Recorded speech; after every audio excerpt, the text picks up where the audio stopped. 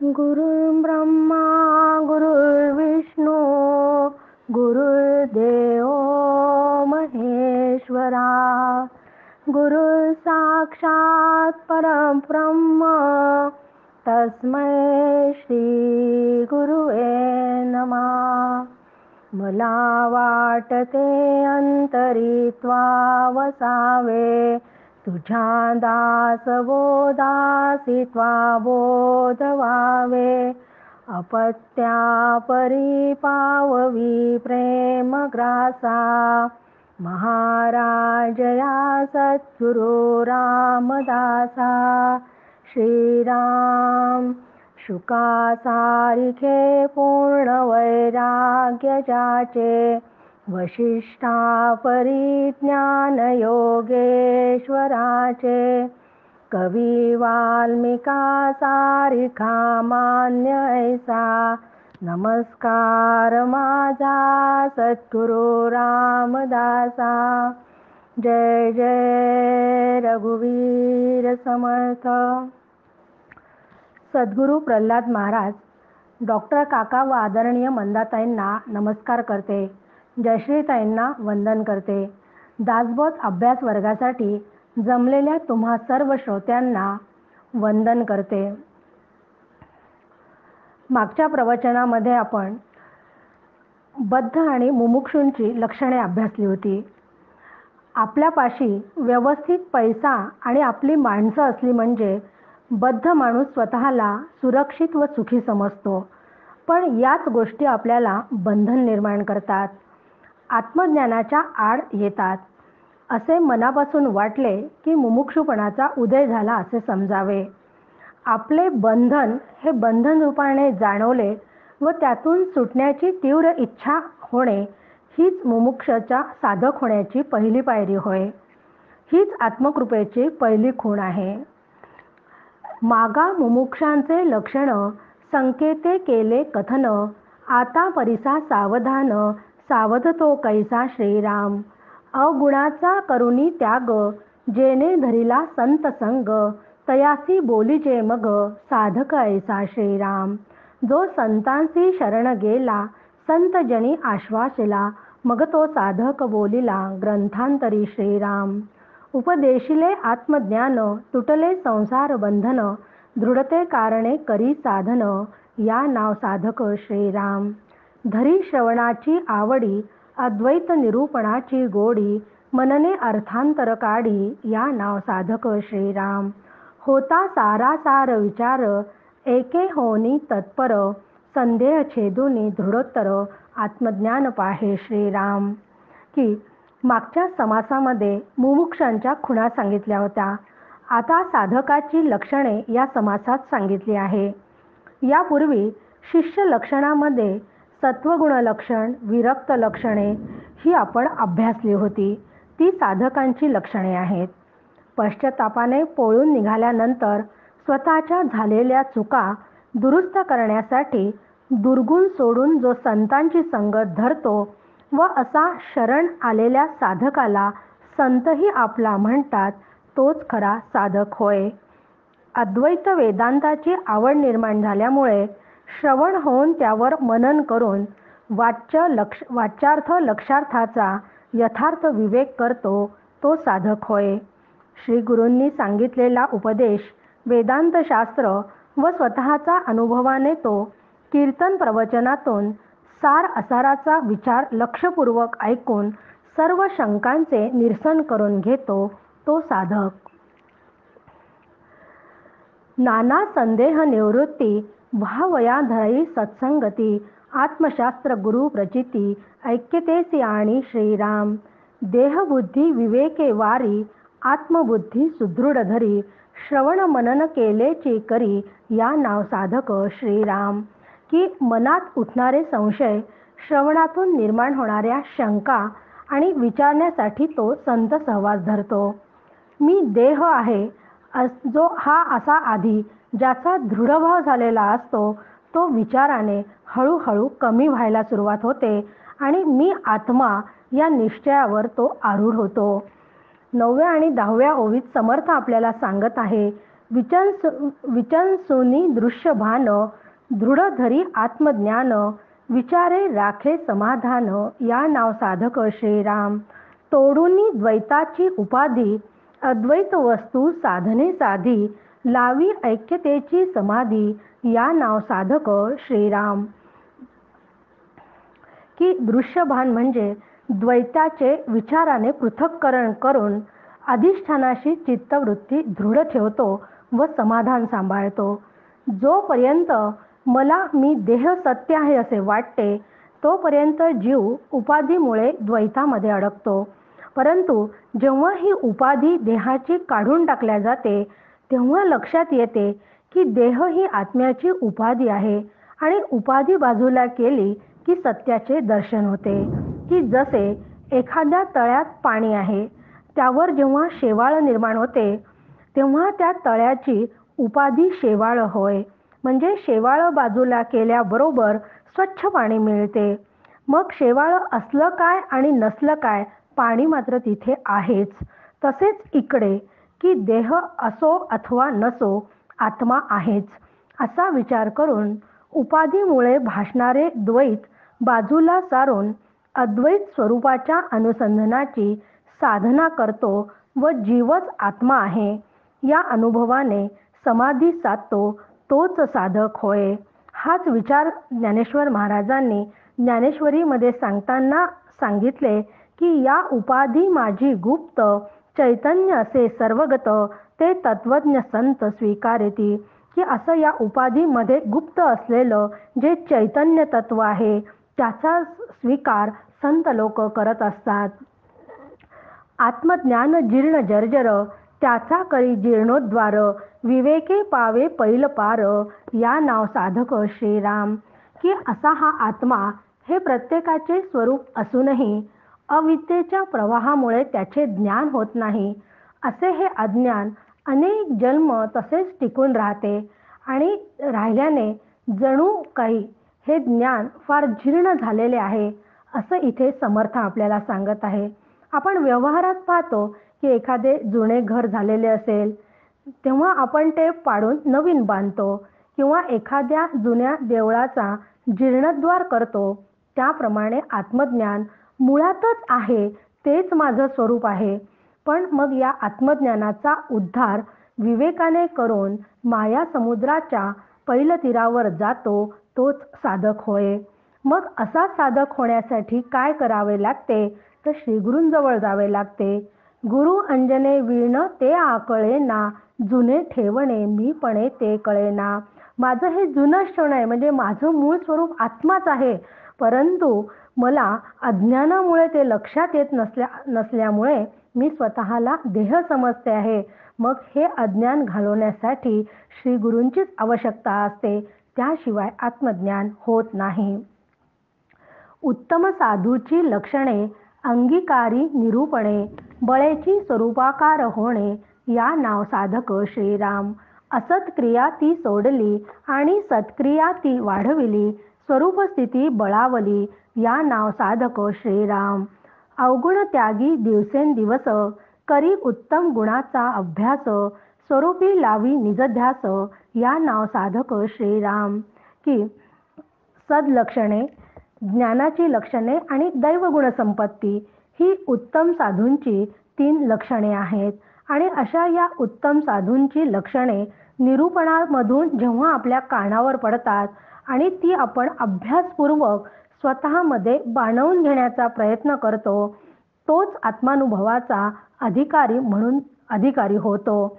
आणि तो निषिद्ध कर्माचा त्याग करून विहित कर्म त्याची वाढत जातात. आत्मज्ञान व्हायची प्रक्रिया सुरू झाली की निषिद्ध कर्मांचा तो त्याग करायला लागतो आणि विहित कर्म त्याची वाढत गेली की आत्मस्थिती प्राप्त होण्याला बळ निर्माण होते. आणि असे त्यामुळे दिवसेंदिवस तो साधक अवगुण सोडून उत्तम गुण बांधण्याचा प्रयत्न करतो आणि आत्मस्वरूपाच्या सतत चिंतनात राहत जातो. दृढ निश्चयाचे निबळे, दृश्य असताच नाडळे, सदा स्वरूपी मिसळे, या नाव साधक श्रीराम. प्रत्यक्ष माया अलक्ष करी, अलक्ष वस्तू लक्षी अंतरी, आत्मस्थितीची धारणा धरी या नाव साधक श्रीराम. की सतत त्या आत्मानुभवाच्या चिंतनात असले की दृश्य जगत एखाद्या मायावी जादूगाराप्रमाणे आहे असं आपल्याला वाटायला लागते. कारण जादूगार काय करतो तर केवळ हात चलाखी करून नसलेल्या गोष्टी दाखविण्याचा खेळ करतो. तशीच ही नामरूपात्मक जी माया आहे ती प्रत्यक्ष दिसत जरी असली तरी तिचं मिथ्यत्व लक्षात आले की ती खरी नाही हे आपल्याला लक्षात येते. आणि ते अरूप असलेले ब्रह्म मात्र दिसत नसूनही त्याचे सत्यत्व जाणून त्याच्या अनुसंधानात राहतो. हाच आत्मानात्म विचार अभ्यासाने करण्याचा प्रयत्न करतो तोच साधक होय. जे या जनासी चोरले मनास नवचे अनुमानले तेची जेने दृढ केले या नाव साधक श्रीराम. जे बोलताची वाचा धरी जे पाहताची अंध करी ती साधी नाना परी या नाव साधक श्रीराम. की सामान्य लोकांना ज्याचा अंदाजही लागत नाही, की जे मन बुद्धीने जाणता येत नाही, ज्या संबंधी आपण काही बोलायचे म्हटलं तर वाणी सुद्धा निवृत्त होते, म्हणजेच जे मनाच्या आवाक्यात येत नाही, वाणीने बोलून त्याचे ज्ञान होत नाही, डोळ्यांनी पाहू म्हटलं तर निर्गुण निराकार असल्यामुळे डोळ्यांनीही ते दिसत नाही, त्याला तर्काने पण जाणता येत नाही, असं हे ब्रह्मतत्व. मंदाताई या ब्रह्मतत्वाच्या आणि मायाच्या खूप सोप्या करून व्याख्या सांगतात की जे असते पण ते दिसत नाही ते ब्रह्म आणि जे नाहीच पण ते दिसते ती माया आहे. मग असं हे ब्रह्म महत् प्रयासाने अनुभवाला जो स्वतःच्या आणतो तो साधक होय. अशी आत्मानुभवाची सर्व वर्म जो जाणतो, लक्षणे जाणतो, जे अनुभवी असतात त्यांचा मागोवा घेत घेत त्यांच्याच कृपेने तो स्वतः अनुभव अंगी बाणवतो तो साधक होय. मग या साधकाचे काय असते तर त्या साधकाचं देह तादात्म्य, कर्तृत्व, भोक्तृत्व व जगत सत्यत्व यातील एकही भ्रांती न राहता केवळ प्रारब्धामुळे जीवन जगत असतो तोच साधक होय. परती सारुनी उपाधी असाध्य वस्तू साधने साधी स्वरूपी करी दृढबुद्धी या नाव साधक श्रीराम. देवा भक्तांचे मूळ शोधून पाहे सकळ साध्यची होय तत्काळ या नाव साधक श्रीराम. विवेक बळे गुप्त झाला आपे आप मावळला दिसतो परी देखिला नाहीच कोणी श्रीराम. मी पण मागे सांडिले स्वये आपणची धुंडिले तुर्ये सही ओलांडिले या नाव साधक श्रीराम. पुढे उन्मनीचा शेवटी आपली आपण अखंड भेटी अखंड अनुभवी ज्याची दृष्टी या नाव साधक श्रीराम. की देहाच्या उपाधीचा निराश केल्याबरोबर आत्मा मी आहे असा अनुभव साधकाला येत नाही. कारण देहाचा उपाधीचा निराश केल्याशिवाय आत्मा मी आहे असा अनुभव साधकाला येत नाही. मग तो अनुभव येण्यासाठी उपाधी दूर करावी लागते. तर मग या कोणत्या उपाधी आपल्याला दूर केला म्हणजे आपल्याला आत्मानुभव येईल. तर तुकाराम महाराज सांगतात, साधकाची दशा उदास असावी उपाधी नसावी अंतर्बाह्य. की दोन उपाधींचा विचार साधकाला करावाच लागतो. कारण साधकाच्या अंतर्मनामध्ये जोपर्यंत तो बद्ध मुमुक्षू या अवस्थेत असतो तोपर्यंत अनेक लोकांबद्दलचा मत्सर, द्वेष, ईर्ष्या, सतत स्वप्नरंजन पाहणाऱ्या या आतल्या उपाधी त्याच्यामध्ये असतात. आणि लोकांशी अनावश्यक वाढलेले संबंध ठेवणे, सतत गप्पा मारत बसणे, करमणुकीचे अनेक प्रकार करणे, वायफळ वाचन इत्यादी सर्व या बाहेरच्या उपाधी आहेत. मग या दोन्ही उपाधींपासून साधकाने दूर राहिले तरच आत्मज्ञान साधकाच्या आवाक्यात येऊ शकते. कारण ब्रह्मरूप देव व जीवरूप भक्त यांचं मूळ नात्याचा शोध घेऊन ते अविद्येमुळे कसे बिघडले आहे हे त्याच्या लक्षात येते व मी देह हा भाव त्याचा गळून पडतो. ब्रह्म सत्य आहे, जगन मिथ्या आहे असा विवेक झाल्यामुळे, मिथ्या जगताशी त्याची आसक्ती निघून गेल्यामुळे तो जगताच्या दृष्टीने असून नसल्यासारखाच असतो. त्याला कोणीही दूर न करता तो स्वतः सगळ्यांपासून दूर होतो. तो सगळे व्यवहार करताना आपल्याला अगदी सामान्य मनुष्यासारखा दिसतो, परंतु त्याचे खरे स्वरूप कुणालाच कळत नाही. यालाच आतल्या गाठीचं म्हणायचं. कारण परमार्थामध्ये माणसाने नेहमी आतल्या गाठीचं असावं, कारण परमार्थ कधीही मिरवायचा नसतो. तो आतल्या गाठीचा याच्याचसाठी की मी सतत सगळे व्यवहार करत असताना, माझा प्रपंच करत असताना मी तो सगळा करत राहायचा आहे, परंतु आतमध्ये मात्र ही खून गाठ पक्की पाहिजे की मी देह नाही, हे जगत सत्य नाही, हा प्रपंच सत्य नाही, तर फक्त आत्मा सत्य आहे आणि तेच माझं स्वरूप आहे. ही खून गाठ पक्की असायला हवी, म्हणजे त्याचे खरे स्वरूप कोणालाच कळत नाही. असा हा साधक कसा असतो, तर त्यांनी चारी देहा आणि तुर्य अवस्था या तुर्य अवस्था अतिसूक्ष्म आहे. त्या अतिसूक्ष्म असलेल्या या तुर्य अवस्थेला सुद्धा तो त्यातील मीपणा त्यांनी सोडून दिलेला असतो. म्हणजे उन्मनीच्या पलीकडील जी सहज अवस्था आहे, तर ती कोणतीही साधना न करता जीव व आत्मा यांचे मूळचे ऐक्य त्याला अनुभवाला येते. या प्रक्रियेत त्याला सहजता आली की चित्ताची अद्वैत स्थिती होते आणि तीच अद्वैत स्थिती, यात किंचितही विकल्प निर्माण होत नाही. तिथे द्वैत पूर्णपणे बाधित झालेले असते. आपण तुर्य अवस्थेचा विचार केला होता की तुर्य अवस्था ही अशी मधली अवस्था आहे की त्याला इकडे ब्रह्म काय हे पण माहिती असते आणि इकडे माया पण माहिती असते. म्हणजे जाणे ब्रह्म जाणे माया, या नाव तुर्या. या तुर्याचा आपण पूर्वी आधी अभ्यास केला होता. याच्याही पुढची जी अवस्था आहे त्याला सहजता येणं हीच अद्वैत स्थिती आहे आणि त्यात मग कुठलाच विकल्प निर्माण होत नसल्यामुळे तिथे तो द्वैत स्थिती ही राहतच नाही. द्वैत पूर्णपणे बाधित झालेले असते. 28व्या ओवीमध्ये समर्थ आपल्याला पुढे सांगत आहेत.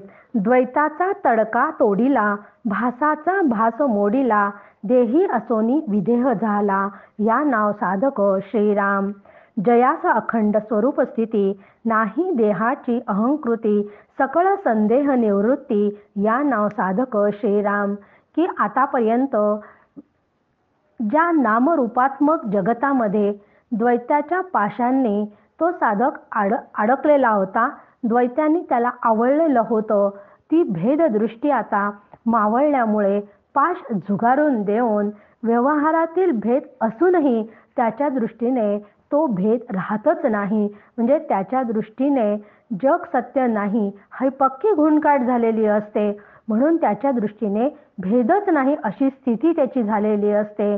मग जे काही रूप रंग आकार या विशेषासह सहज असलेली त्याची भेददृष्टी निर्विशेष झाली. हीच शुद्ध जाणीव, म्हणजेच मी आत्मस्वरूप आहे याची जाणीव स्थिर झाली की मी देह आहे, या भ्रमात हा भ्रम त्याचा गळून पडतो. हा गळून पडताना काय प्रक्रिया होते, तर पंचभूतांचा विस्तार, जयासी वाटे स्वप्नाकार, निर्गुणी जयाचा निर्धार, या नाव साधक श्रीराम. स्वप्नी भये जे वाटले, ते जागृतीस नाही आले, सकळ मिथ्या निर्धारिले, या नाव साधक श्रीराम. मायेचे जे प्रत्यक्षपण, जनास वाटे हे प्रमाण, स्वानुभवे अप्रमाण, साधके केले श्रीराम. साधके केले श्रीराम. निद्रा सांडूनी चेहरा झाला, तो स्वप्न भयापासून सुटला, माया सांडूनी तैसा गेला, साधक स्वरूपी श्रीराम. ऐसी अंतरस्थिती बाणली, बाह्य निस्पृहता अवलंबली, संसार उपाधी त्यागली, या नाव साधक श्रीराम. की काय होते की आत्मस्वरूपाच्या सतत अनुसंधानामध्ये साधक जेव्हा राहायला लागला, तेव्हा या पंचमहाभूतांचा हा जो पसारा आहे तो एखाद्या स्वप्नासारखा त्याला वाटायला लागला. आपल्याला जेव्हा कधी स्वप्न पडते, स्वप्नाचा अनुभव बहुतेक लोकांना असतोच आणि स्वप्नामध्ये एखादा वाघ किंवा साप वगैरे आपल्या दृष्टीस पडतो आणि तो स्वप्नामध्ये वाघ किंवा साप आपल्याला दिसल्यानंतर आपण तिथं अत्यंत भयभीत होतो. आपल्याला म्हणजे एकदम स्वप्नात सुद्धा आपण ओरडायला लागतो. पण स्वप्न जागे होताच काय होते तर तो सापही तिथे नसतो आणि तिथे वाघही नसतो. म्हणजे त्याचं वाघ किंवा साप दिसल्यामुळे त्याला जे भय निर्माण झाले होते ते भय जागृतीमध्ये नाहीसे होते. म्हणून जागृती स्वप्न या दोन्हीही अनुभवामध्ये येणाऱ्या सगळ्या गोष्टी अनुभव हा मिथ्या आहे. म्हणून सामान्य माणसाने डोळ्यांना दिसणारे जग सत्य वाटत असले तरी साधकाने मात्र ते मिथ्या आहे असे अनुभवाने निश्चित केलेले असल्यामुळे झोपेतून जागा झालेला जसा स्वप्नात वाटलेल्या भीतीपासून मुक्त होतो, त्याचप्रमाणे अज्ञानाच्या झोपेतून जागा झालेला साधक स्वप्न व संसार भयातून म्हणजे या मायेतून तो सुटतो. 34व्या ओळीमध्ये समर्थ आपल्याला सांगत आहे, ऐसी अंतरस्थिती सांगत आहेत की ऐसी अंतरस्थिती बाणली, बाह्य निस्पृहता अवलंबिली, संसार उपाधी त्यागली, या नाव साधक श्रीराम. कामापासून सुटला, क्रोधापासून पळाला, मदमत्सर सांडिला, एकीकडे श्रीराम. कुळाभिमानासी सांडिले, लोक लाजेस लाजविले, परमार्थास माजविले, विरक्ती बळे श्रीराम. अविद्येपासून फडकला, प्रपंचापासून निष्ठला, लोभाचे हातींचा गेला, अकस्मात श्रीराम. थोरपणासी पाडिले, वैभवासी लिथाडिले, महत्वासी झिंझाटिले, विरक्ती बळे श्रीराम. की असा हा साधक जेव्हा संसार भयातून सुटतो तेव्हा या साधकाच्या अंतरंगाने तो स्थिर झालेला असल्यामुळे संसारातील कर्तृत्व, सत्यत्व, ममत्व त्याचे संपून गेलेले असते आणि कामक्रोधापासून जो सुटला, मदमत्सर ज्याच्यापासून दूर कुठेतरी त्यांनी टाकून दिलेले आहेत, कुळाभिमान, खानदान यासारखे सर्व अभिमान त्याने सोडले आहेत. लोक काय म्हणतील या विचाराने आता तो अस्वस्थ होत नाही, कारण तो अविद्येपासून सुटला आहे. अविद्येपासून सुटला आहे म्हणजे त्याला विद्या प्राप्त झाली आहे आणि विद्या प्राप्त झाली आहे म्हणजे त्याला ज्ञान प्राप्त झाले आहे आणि जर प्राप्त झालं तर प्रपंचाच्या तावडीतून तो निसटला आणि आतापर्यंत मी मोठा स्वतःला VIP समजत होतो, वैभवाचा अभिमान त्याला वाटत होता, या सगळ्यांना त्यांनी लाथाडून झिडकारले. म्हणून 39वी ओवी खूप छान आहे. समर्थ आपल्याला त्यात सांगत आहेत, भेदाचा मडगा मोडीला, अहंकार सोडून पाडीला, पायी धरुनी आपटिला, संदेह शत्रू श्रीराम. की थोडक्यात म्हणजे काय की हा साधक जेव्हा द्वैतातील या भेदाचे आतापर्यंत आपण जी काही बद्धाची लक्षणे होती ती त्याने जाणीवपूर्वक त्यागली आहेत. म्हणजे त्यांनी भेदाचे मडके फोडले. म्हणजे क्षणाक्षणाला जो अहंकार त्याचा वर येत होता त्याला त्यांनी खाली पाडले व प्रत्येक गोष्टीत ज्या शंका येत होत्या, संशय घेणारं हे त्याचं मन, हे त्याचा शत्रू, त्याला जमिनीवरच त्यांनी आपटवले. म्हणजेच काय की पृथ्वीमध्ये जितुकी शरे तितुकी भगवंताची घरे. की हा विचार त्याचा साधकाचा दृढ झाल्यामुळे कोणाबद्दलच त्याला कधी रागद्वेष राहिला नाही, कुठल्याही गोष्टींबद्दल शंका राहिली नाही, कोणाबद्दल तो संशय घेणं त्यांनी सोडून दिलेलं आहे. कारण हा सगळ्यांमध्ये भगवत भावच पाहायला लागल्यामुळे सगळ्यांच्या ठिकाणी एकच आत्मा आहे, दुसरं काहीच नाही. तर मग कोणाचा रागद्वेष करायचा असा विचार तो साधक करायला लागला. कारण तो साधक आता साधनेमुळे अंतर्बाह्य बदलला होता. अंतर्बाह्य बदलला की काय स्थिती होते याचं वर्णन करताना 40व्या ओळीमध्ये समर्थ आपल्याला सांगत आहेत, विकल्पाचा केला वधू, थापे मारिला भवसिंधू, सकळ भूतांचा विरोधू, तोडून टाकीला श्रीराम. की आता त्यांनी अंतर्बाह्य तो बदलल्यामुळे त्यांनी संकल्प विकल्प करणं बंद केले आणि जोपर्यंत संकल्प विकल्प आपले सतत चालू राहतात तोपर्यंत आपण कधीच द्वैतामधून बाहेर येऊ शकत नाही. म्हणून कारण आपल्या जीवाची सवयच असते, सतत कुठले ना कुठले संकल्प करत असतो आणि ते पूर्ण झाला नाही की तो विकल्प निर्माण होतो. असं काही ना काही जीवाचं सतत सुरू असते. म्हणून संकल्प विकल्प त्या साधकाने बंद केले. जे काय घडणार आहे ते माझ्या प्रारब्धाप्रमाणे घडणार आहे असा कर्माचा सिद्धांत त्याने जाणून घेतलेला असतो संत सहवासामध्ये. आणि हे लक्षात आल्यानंतर संकल्पावरीन जाय मन या पद्धतीने तो विचार करायला लागतो. आणि तिथे म्हटलं आहे, भवसमुद्राला थपडा लगावल्या. भव म्हणजे काय तर सारखं मला काहीतरी हवंसं वाटते. प्रपंचामधली ही हाव आपली कधीच संपत नाही. आज ही वस्तू घेतली, आता उद्या दुसरी पाहिजे, म्हणजे सारखं काही ना काही हवंच असते. आणि कुठले ना कुठले आपण मनोरथ रचतच असतो. आज 1 BHK आहे तर उद्या 2 BHK पाहिजे, अशी सगळी स्वप्न. आणि 2 BHK झाल्यावर शिवाय बंगला पाहिजे, असं काही ना काही स्वप्न आपण सतत पाहत असतो. अशा या सगळ्या स्वप्नांकडे आता तो पाहणं सोडून देतो. आता तो दुर्लक्ष करतो. जे काय होणार आहे ते कर्माप्रमाणे घडणार आहे याचा निश्चय त्याचा झालेला असल्यामुळे प्रपंचाविषयी जी सतत चिंता काळजी आपल्याला असते की काय होईल आणि कसं होईल अशी जी चिंता भय असते ते त्याचे निघून गेलेले असते. चिंता निघून गेलेली असते. त्यामुळे जन्ममृत्यूच्या भयाचे कारणच उरले नाही. कारण माणसाला सगळ्यात जास्त कशाचं भय वाटत असेल तर मृत्यूचंच भय वाटतं. पण या साधकाने पूर्ण ज्ञान करून घेतलेलं असल्यामुळे साधक अवस्थेमध्ये ते अजून तो सिद्ध झाला नाही आहे, पण त्याची धडपड सुरू आहे त्या सिद्ध अवस्थेपर्यंत जाण्यासाठी. त्यामुळे जन्ममृत्यूच्या भयाचे कारण उरले नाही. कारण शब्दाने का होईना पण त्याला त्या स्वरूपाची आता ओळख झालेली आहे साधक अवस्थेमध्ये.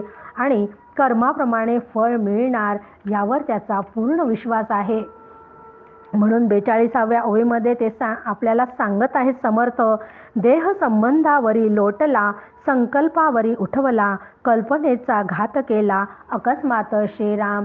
की येथे देह संबंध म्हणजे देहबुद्धी आहे की आता त्याचे संकल्प विकल्प थांबले आहे आणि शब्दांनी तो त्याला आता अनुभवात कसा घ्यायचा याचं पूर्ण ज्ञान स्वरूपाची ओळख झाली आहे, प्रत्यक्ष अनुभवाला नसला तरी. त्यामुळे त्याची देहबुद्धी नष्ट झाली आणि जोपर्यंत देहबुद्धी जात नाही तोपर्यंत संकल्प विकल्प बंद होत नाहीत.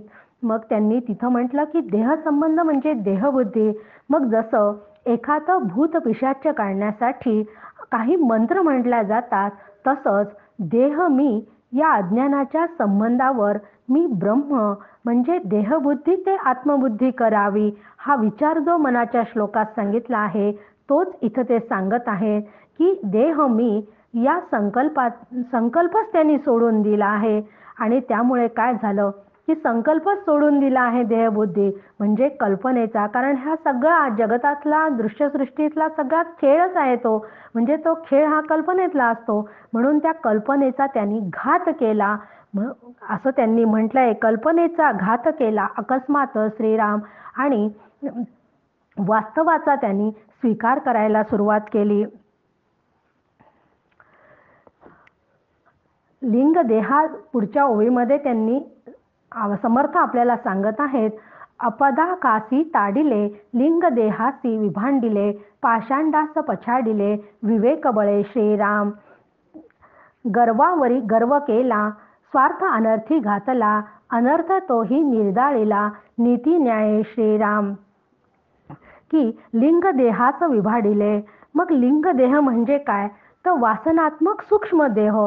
सूक्ष्म देह काय याचा आपण थोडक्यात विचार केला होता आणि पुढे हे सगळं सविस्तर समर्थ आपल्याला एकेका समासाच्या माध्यमातून पूर्ण सांगणार आहेत. पण इथं आता फक्त लक्षात ठेवायचं आहे की लिंग देह म्हणजे सूक्ष्म देह आहे आणि तो सूक्ष्म देह वासनात्मक असतो. कारण सूक्ष्म देहामध्ये वासना निवास करत असतात. या वासनात्मक देहाला सोडून देण्याचा जो प्रयत्न करतो म्हणजे सूक्ष्म शरीराने मीवर केलेला कब्जा त्याने मोडून काढला. म्हणजे खोटा मी जो आभासिक मी पासून तो सुटण्याचा प्रयत्न करतो, कारण त्याला आता प्राथमिक अवस्थेमधलं जे ज्ञान आहे ते ज्ञान त्याला संत श्री गुरूंच्या सहवासात कळायला लागले व मी आत्मा असा विवेक करायला त्यांनी सुरुवात केली आहे. कारण स्वार्थ बुद्धीमुळे जो अनर्थ जीवनामध्ये घडत असतो, कारण स्वार्थ असला की माणूस धर्म न्यायाला सोडून वागायला लागतो.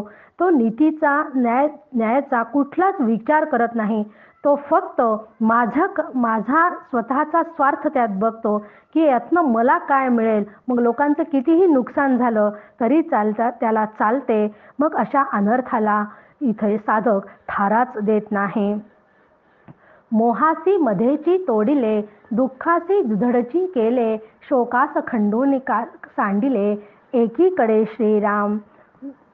49व्या ओळीपर्यंतचा आपण पूर्ण विचार करणार आहोत की द्वेष केला देशधडी, अभावाची घेतली नरडी, धाके उदर तडाडी, कुर्तकाचे श्रीराम. ज्ञान विवेके माजला, तेने निश्चय बळावला, अवगुणांचा संहार केला, वैराग्य बळे श्रीराम.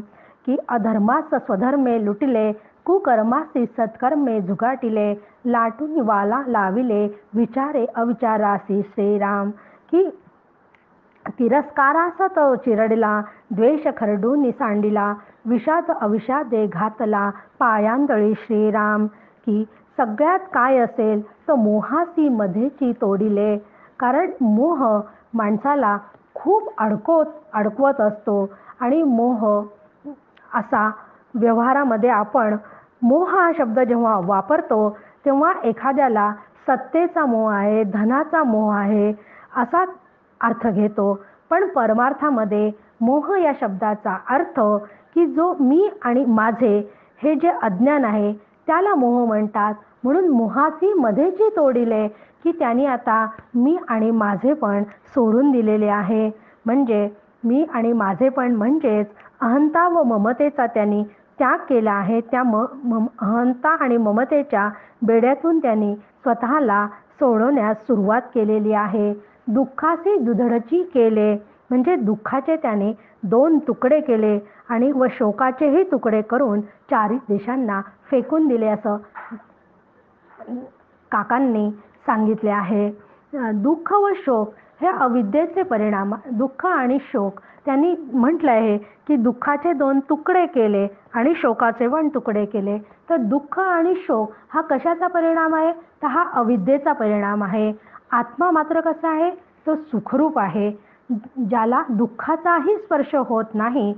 हे वारंवार संतांकडून ऐकल्यामुळे की आत्मा कसा आहे तो सुखरूप आहे आणि त्याला दुःखाचा लवलेशही नाही, त्याचा दुःखाचा स्पर्श कधी होतच नाही आणि ते आत्मस्वरूप म्हणजे मी आहे हे वारंवार संतांकडून त्यांनी ऐकल्यामुळे तो आत्मरूपाशी सतत एकरूप राहतो आणि त्यामुळे त्याला सुखदुःखाने तो दुःखी होत नाही, तो सुखदुःखांना बाधित करतो. असा साधक द्वेषाला सुद्धा हद्दपार करतो. कारण 4 देहांचा व शून्याचा सुद्धा तो निराश करतो. साधकाने या साधक लक्षणांचा अभ्यास करत असताना, कारण तुम्ही आम्ही सगळे साधक आहोत, मग या साधकाने सुद्धा आपण सुद्धा या लक्षणांचा अभ्यास करताना लक्षात ठेवायचे की याचा अभ्यास करतच ते ब्रह्मतत्व जाणून घ्यायचं आहे, ते समजून घ्यायचं आहे आणि त्यानंतर त्याचा अनुभव आपल्याला येऊ शकतो. कारण का नाही येऊ शकणार? आतापर्यंत अनेक संतांना तो जर आला आहे तर खरोखरच मला जर तशी तळमळ असेल तर तो अनुभव आपल्यालाही येऊ शकतो. पण त्यासाठी साधक लक्षणं आपण अंगी बाळली पाहिजे. 46व्या ओळीमध्ये त्यांनी आपल्याला म्हटलं होतं, द्वेष केला देशधडी, अभावाची घेतली नरडी, धाके उदर तडाडी, कुतर्काचे श्रीराम. ज्ञानी विवेक माजला, तेने निश्चय बळावला. की या आत्मतत्वाचा अनुभव घेताना साधक काय करतो तर साधक स्थूल सूक्ष्म कारण आणि महाकारण देहांचा निराश करतो. पण तरीही त्या देहांचा निराश केल्यावरही बारीकसा का होईना अहंकार शिल्लकच असतो. तेव्हा जी अवस्था असते ती अवस्थेला शून्याची अवस्था म्हणतात. आणि त्या शून्याही अवस्थेचा, कारण तिथे थोडा तरी अहंकार शिल्लकच आहे, तोही हा साधक बाद करतो. आणि एकही अभाव नसलेल्या अशा या ब्रह्माचा अनुभव संतांच्या श्रीगुरूंनी सांगितलेल्या साधनेद्वारे घेण्याचा प्रयत्न करतो. कारण विवेकाने ज्ञानाचे सामर्थ्य त्याला मिळून ब्रह्मसत्य हा निश्चय बळकट होतो. स्वतःचे अवगुण ओळखून तो इतरांचा मत्सर, दुसऱ्याचे वैभव पाहून उठणारा तो मत्सर अशा विरक्त साधकाजवळ कधीच नसतो. तोच खरा साधक होय. त्याने स्वधर्माचे पालन करून अधर्माचे दिवाळे काढले. तो सतत सत्कर्मच करायला लागला. त्यामुळे कुकर्म त्याच्या हातून घडणे बंद झाले. हे सगळे तेव्हाच शक्य आहे की जेव्हा साधकाने विचाराने अविचाराला ढकलून दिलेले असते. म्हणजेच काय की परमार्थाच्या दृष्टीने कोणता अविचार आहे? मी आणि माझं हे अज्ञान असतं, हा अविचार आहे. मग विचाराने त्याला काढून टाकायचे आहे. मग मी आणि माझे हे अज्ञान विचाराने काढून गेले की तिरस्कार, द्वेष, मोह यापासून आपोआपच तो दूर जायला लागतो. कोपावरी घालणे घातले, कापट्य अंतरी कुटिले, सख्य आपुले मानले, विश्वजनी श्रीराम. की तिथं सांगितलं आहे की कोपावरी घालणे घातले, की क्रोध हा माणसाचा सगळ्यात मोठा शत्रू आहे.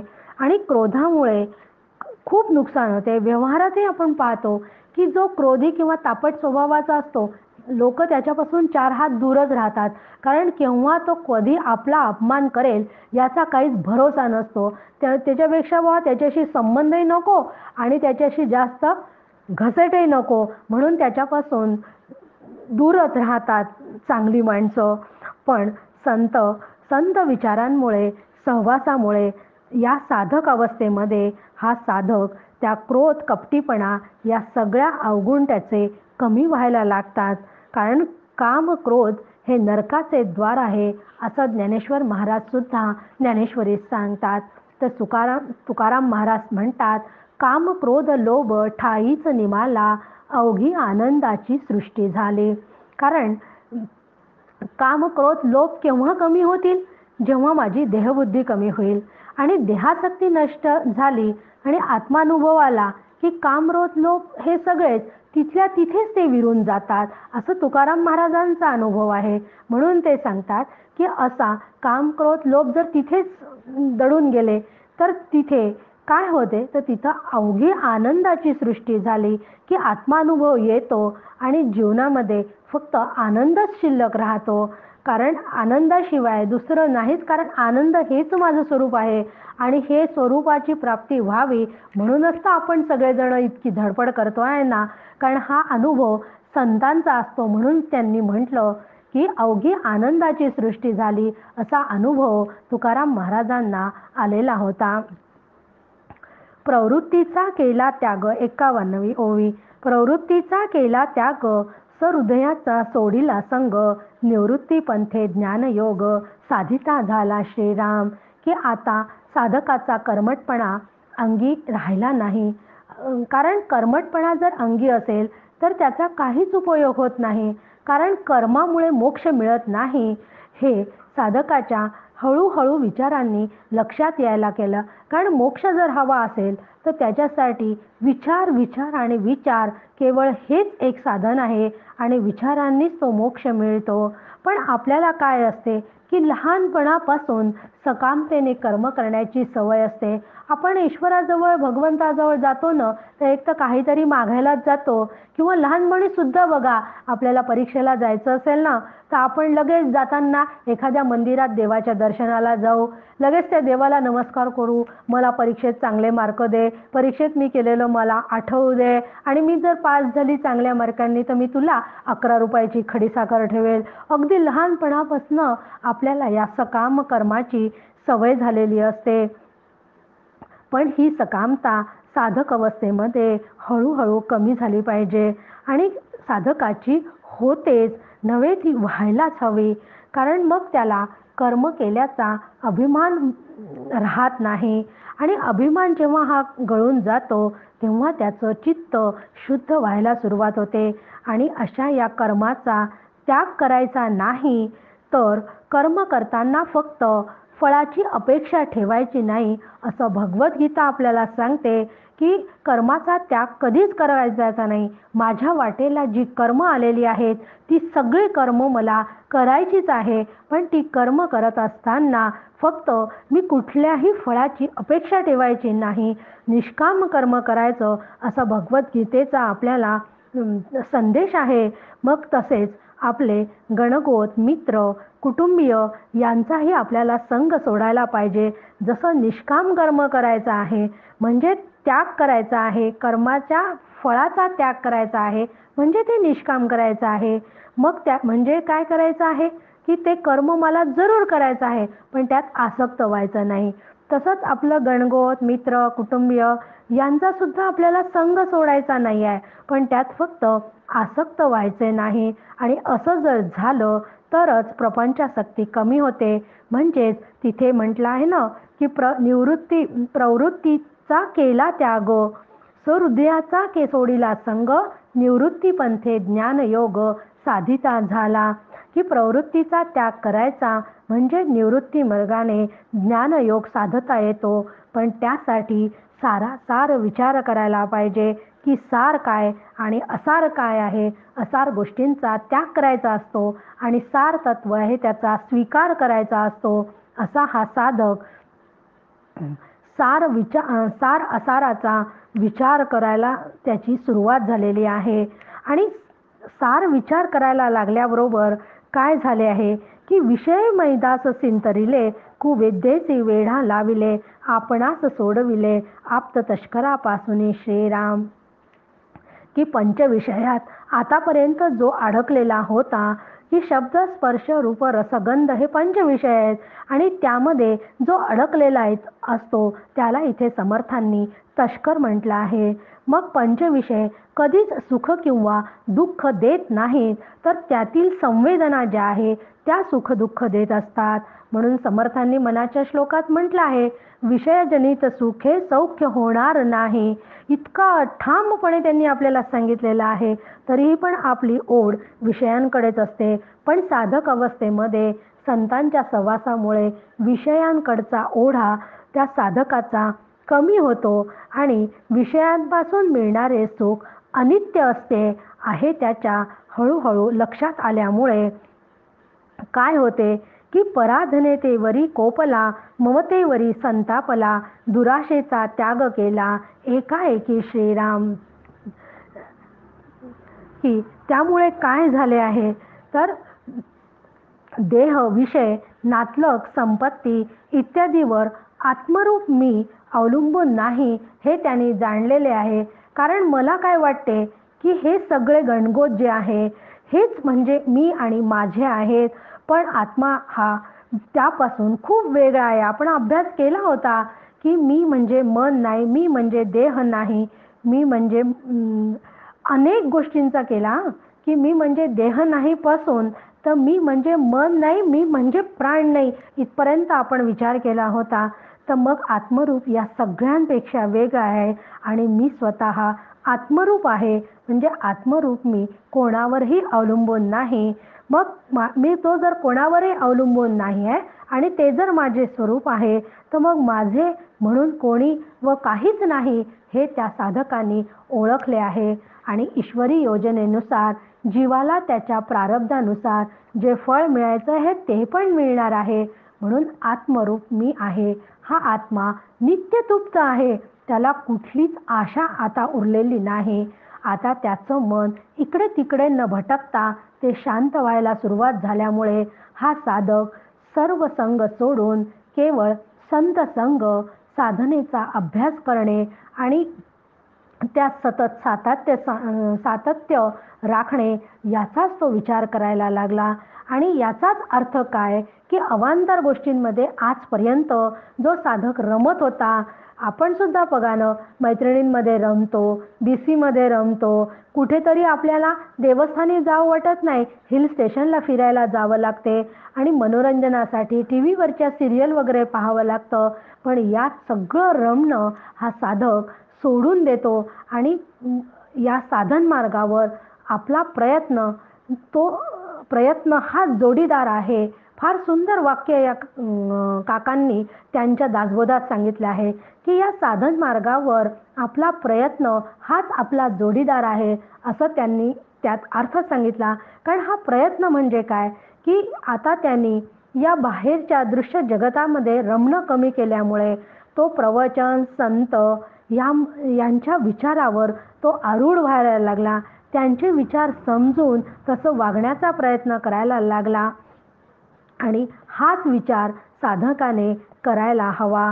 मग त्यासाठी 56व्या ओवीमध्ये समर्थ आपल्याला सांगत आहेत की सावध दक्ष तो साधक, पाहे नित्यानित्य विवेक, संग त्यागुनी एक, सत्संग धरी श्रीराम.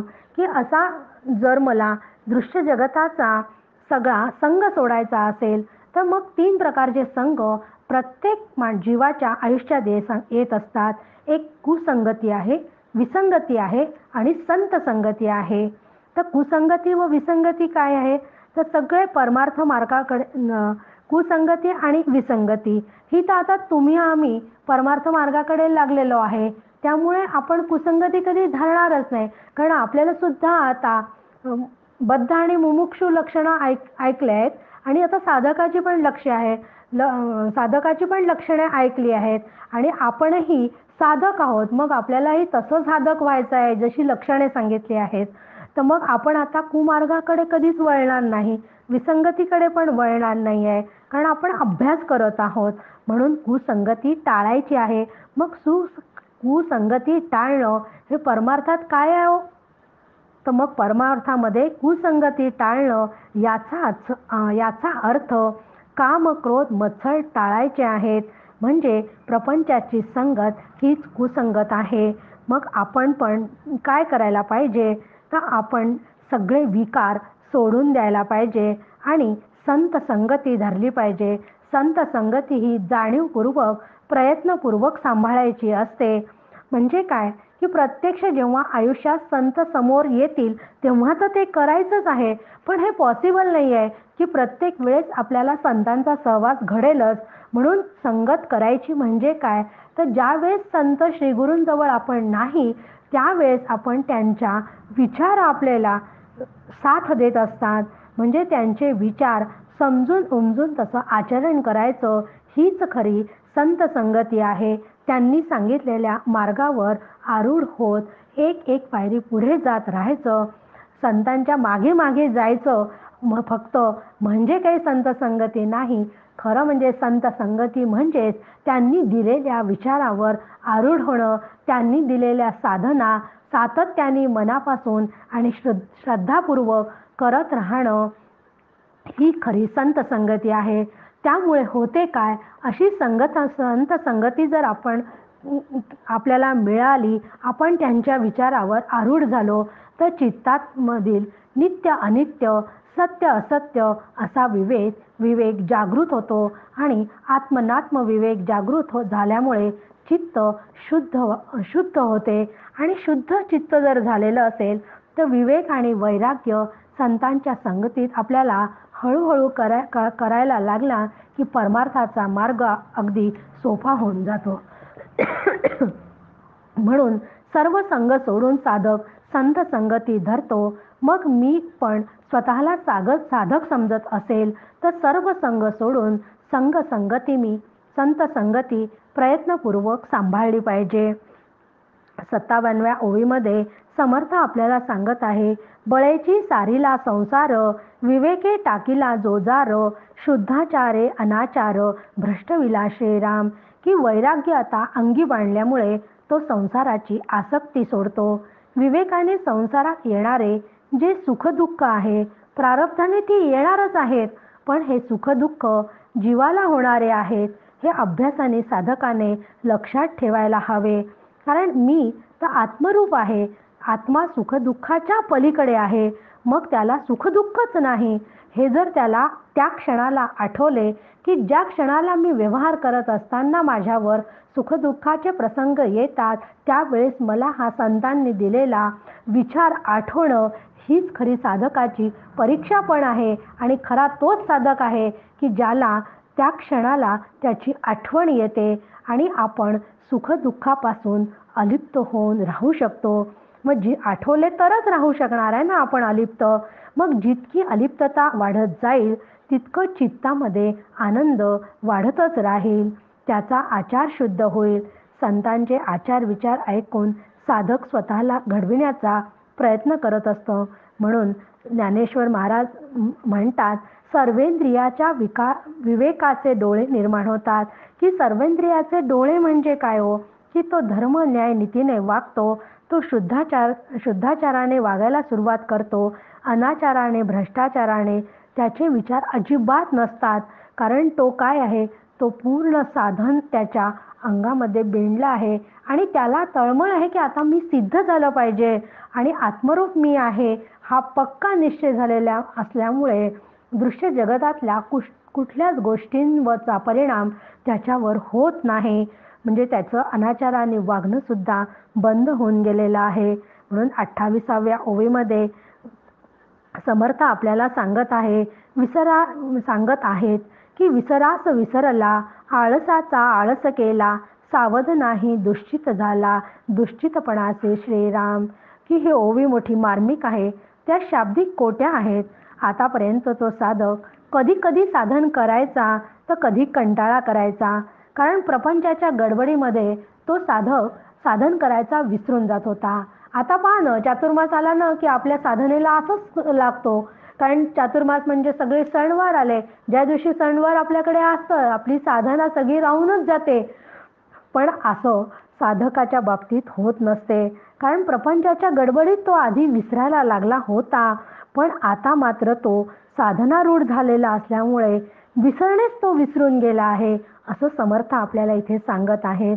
म्हणजे कधीही तो साधनेचा स्वतःला विसर पाडत नाही. कारण साधना ही प्रत्यक्ष भगवंताच्या समोर बसूनच केली पाहिजे असते नाही. कारण साधना हा जास्त विचारांचा भाग आहे आणि विचारांनी साधना करत असताना एका हाताने काम आणि दुसऱ्या हाताने म्हणण्यापेक्षा बुद्धीने विचार आपण सहज करू शकतो ना. मग सणवार आले म्हणून साधनेमध्ये खंड पडायचं काहीच कारण नाही. आता हा साधक पूर्ण अवस्थेला जवळपास साधनेच्या पोहोचत असल्यामुळे तो काय झाला आहे की साधनारूढ राहण्याने त्यांनी तो विसरणेच विसरून गेलेला आहे. आणि आधी बऱ्याच वेळा तो आळसापायी तो साधन करीत नव्हता, पण प्रपंचातील कामात तो गुंतलेला असल्याने साधनेचा कंटाळाही करत होता. परंतु आता परमार्थशास्त्राचे खरे वर्म समजल्यामुळे तो साधक आळसाचा आळस करू लागला. म्हणजे पूर्वी तो कधी मनन करत नव्हता, चिंतन करत नव्हता. तो हळूहळू आता मनन चिंतन तर करायलाच लागला आहे आणि त्यामुळे त्यांनी आळस झटकून दिला आहे. म्हणजे आळसाचा आळस करणं त्यांनी सोडून दिलेला आहे. दुश्चितपणा म्हणजे काय तर दुर्लक्ष करण्याकडे. कारण आपल्याला खूप सवय असते ना दुर्लक्ष करायची. कोणी काही सांगत असतं तर आपण दुर्लक्ष करतो. त्यातल्या त्यात तर आपण परमार्थ मार्गामध्ये तर संत सांगतात त्याकडे अक्षरशः दुर्लक्षच करतो. नुसतं कधीतरी ते ऐकतो आणि घरी ऐकून आलो की सगळं दुर्लक्षच असतं त्या विचारांकडे की काय ऐकून आलो आहे आपण ते. पण इथे साधक तसं करत नाहीये. दुश्चितपणा म्हणजे दुर्लक्ष. जे काही त्यांनी आतापर्यंत प्रवचन कीर्तनाचं ऐकले आहे हे सगळं तो लक्षात ठेवतो. म्हणजे दुर्लक्ष करत नाही. म्हणजे दुर्लक्ष करण्याकडेही तो आता दुर्लक्ष करायला लागला आहे. म्हणजे लक्ष द्यायला लागला आहे. सतत तो आत्मचिंतनात तो साधक राहण्याचा प्रयत्न करू लागला. स्वतःतील सगळे अवगुण शोधून काढून तो काढण्याचा तो साधक प्रयत्न करायला लागला. मग आपणही स्वतःला जर साधक समजत असो तर असाच प्रयत्न करायला हवा. आपणही आपल्यातले अवगुण पाहत बसण्यापेक्षा इतरांचे शोधण्यापेक्षा स्वतःचे अवगुण लक्षात घेणं हीच खरी साधकाची साधना आहे. कारण काय होते की मी माझे अवगुण स्वतः कधीच पाहत नाही, मला दुसऱ्यांचे शोधण्यातच जास्त इंटरेस्ट असतो. म्हणून तिथे आपल्याला समर्थ सावध करत आहेत की आधी स्वतःचे अवगुण लक्षात घेणे हेच खऱ्या साधकाचे लक्षण आहेत, असे आपल्याला ते सांगत आहेत. 60व्या ओवीमध्ये समर्थ सांगत आहेत, बळेची अवघा त्याग कीजे, म्हणून साधक बोलीजे, आता सिद्ध तो जाणीजे. पुढील समासी श्रीराम, की आतापर्यंत मी करतो तेच बरोबर असं त्या साधकाला वाटत राहायचं, पण आता असं वाटणं त्याचं बंद झालं. कारण मी करतो तेच बरोबर हा माणसाचा स्वभावच असतो, पण साधकाच्या हे लक्षात आले आहे. त्यामुळे तो ते स्वतःचे अवगुण काढून सद्गुण त्यामध्ये तो भरायला लागलेला आहे. म्हणून सतत संतांच्या विचारावर आरूढ झाल्यावर तसं वागण्याचा निश्चयाच्या बळावर ते साध्य करावे, म्हणून तो साधक अतिशय प्रयत्नशील आहे. आणि असा खरा साधक बद्ध अवस्थेतील दुर्गुणांचा निश्चयपूर्वक स्वतःला कितीही यातना झाल्या तरी, स्वतःच्या स्वभावाच्या कितीही विरुद्ध असले तरी तो त्याचा त्याग करायला सुरुवात करतो. पण आपणही साधकच आहोत, तर मग आपणही असा प्रयत्न नक्कीच करायला हवा. म्हणून पुढच्या समाजात समर्थ आपल्याला सिद्ध लक्षणं सांगणार आहेत. पण हे काय झालं की आता सिद्ध लक्षणं समर्थ सांगणार होते, पण हे सर्व ऐकून साधकाच्या मनामध्ये एक संशय निर्माण झाला. येथे संशय उठिला, निस्पृह तोची साधक झाला, त्याग न घडे संसारिकाला, तरी तो साधक नव्हे की श्रीराम. ऐसे श्रोतयाचे उत्तर, याचे कैसे प्रत्युत्तर, पुढील समासी तत्पर, होनी ऐका श्रीराम. की हे सगळं वर्णन ऐकून साधकाच्या मनात प्रश्न निर्माण झाला. तोच तुम्हा आम्हाला सुद्धा हाच प्रश्न पडतो की आम्ही तर प्रापंचिक लोक आहोत आणि प्रपंच सांभाळून आम्ही परमार्थ करत आहोत, मग एवढे वैराग्य अंगी आम्ही कसे बाळगायचे? मग आम्हाला जर असं वैराग्य बाळगता येत नसेल तर असं साधक होऊन आम्ही सिद्धापर्यंत कधीच पोहोचणार नाही का? मग असं वैराग्य आहे तोच जर साधक होऊ शकतो, तर मग गृहस्थाश्रमी आहे तो साधक होणे शक्यच नाही का? अशी शंका शिष्याच्या मनात येते. मग याचे उत्तर समर्थ आपल्याला पुढच्या समासात देणार आहेत. जय जय रघुवीर समर्थ.